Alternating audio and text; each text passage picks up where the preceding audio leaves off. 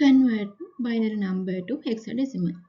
අපිට දීලා තියෙනවා binary number එකක් hexadecimal වලට convert කරන්න කියලා. අපි පළවෙනි step එක වෙන්නේ දීලා තියෙන binary number එක rightmost bit එකේ ඉඳන් ඒ කියන්නේ right side එකේ ඉඳන් අපි bits 4 group වලට වෙන් කර ගන්නවා. මෙන්න මේ විදිහට bit 4 group වලට වෙන් කර ගන්නවා. වෙන් කරගත්තට පස්සේ දෙවෙනි ස්ටෙප් එක වෙන්නේ වෙන් කරගත්තු මෙන්න මේ bit 4 value එක අපි යටින් ලියා ගන්නවා. මෙතන 1 2යි මෙතන value එක වෙන්නේ 3.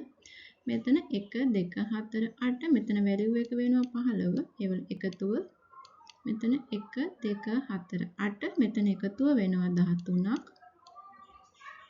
මෙතන 1 2 4 8 2යි 4යි බිඳුව නිසා අයින් කරනවා. එතන 8යි 1යි 9ක් විදිහට මෙතන value එක ලියනවා.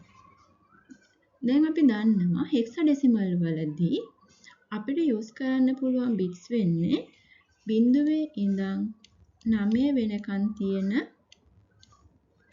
numbers 10ත් capital A B C D E F කියන English letters 6ක් තමයි අපි භාවිතා කරන්නේ hexadecimal වලදී.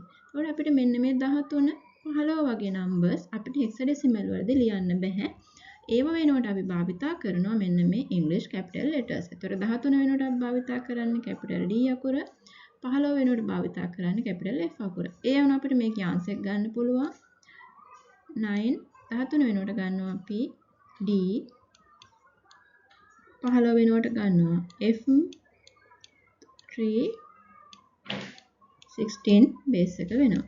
මේක තමයි අපේ answer එක වෙන්නේ 9D F3 කියන answer එක තමයි මෙන්න මේ binary number එක hexadecimal වලට convert කරාම අපිට එන answer එක. Thank you.